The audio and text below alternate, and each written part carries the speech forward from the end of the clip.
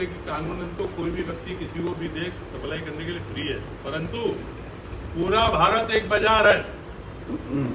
तो उस हिसाब से मैं कह रहा हूं कि आप जो भी सप्लाई करें, डॉक्टर को करें, मैं किसी रिटेल को करें या किसी भी राज्य में करें, किसी भी जिले में करें, पूरे हिंदुस्तान में एक दर पे करें, एक दर पे। आप डॉक्टर को 30% एक्स्ट्रा डिस्काउंट दे रहे हैं, 50% एक्स्ट्रा डिस्काउंट दे रहे हैं, तो हमारा रिटेलर, हमारा होलसेलर सर्वाइव कहां से कर पाएगा? आज आप देखो कि डॉक्टर कितने पे बेचता है, एमआरपी पे माल कितने पे ले रहा है, 50% लेस पर। वो 50% का प्रॉफिट कमा रहा है फीस के साथ साथ, और हमारा रिटेलर होलसेलर क्या कर रहे हैं, 30 डिस्काउंट, 35 डिस्काउंट, 25 डिस्काउंट, वो महंगा ले रहा है डॉक्टर के मुकाबले और डिस्काउंट भी दे रहा है। तो ये विषमता समाप्त होनी चाहिए। डॉक्टर को दो या नर्सिंग होम को दो या हमारे रिटेलर को दो, होलसेल दवाई पूरे भारत में एक ही रेट पर बिकेगी।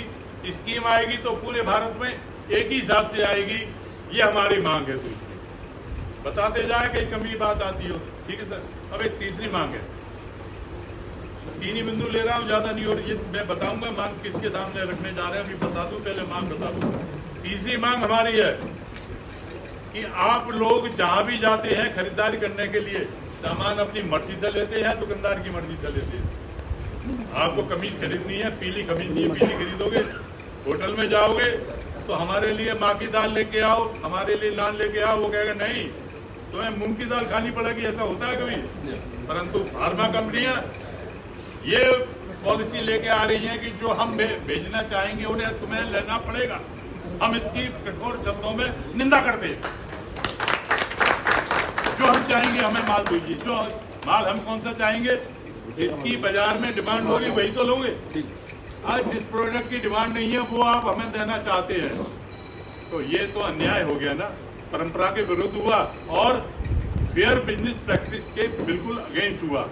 तीसरी मांग कि हमारे दवा विक्रेता को जो डिमांड होगी वही माल सप्लाई किया जाए। अब ये तीनों मांगों में देखिए कि ये तीनों मांगे कंपनियों से संबंधित है, तीनों मांगे कंपनियों संबंधित है। तो हमने किनके समझ रखी है, हिंदुस्तान में दवा निर्माताओं के 3 संगठन है, मैंने विज्ञप्ति दी है, उसमें साफ साफ नाम लिखे हुए हैं, मतलब बोलने में थोड़ी हो। पहला संगठन सबसे बड़ा है, इसका नाम है OPPI, organization of pharmaceutical product of India, OPPI। दूसरा संगठन, इसमें ज्यादातर मल्टीनेशनल कंपनियां इसके मेंबर है। दूसरा है IDMA, Indian drug manufacturer association, और तीसरा है pandal, pharmaceutical manufacturer and distributor association. ये 3 बड़े संगठन हिंदुस्तान की फार्मा कंपनियों के हैं।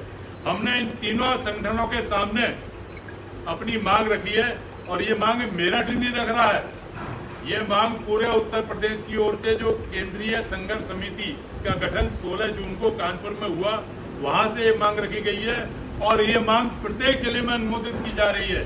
आज यही हमारी मीटिंग में इन तीनों मांगों को मेरठ से अनुमोदित करा के भेजना है, और फिर ये पूरे उत्तर प्रदेश के हर जिले से अनुमोदित होने के बाद इन तीनों संगठनों के पास जाएगी।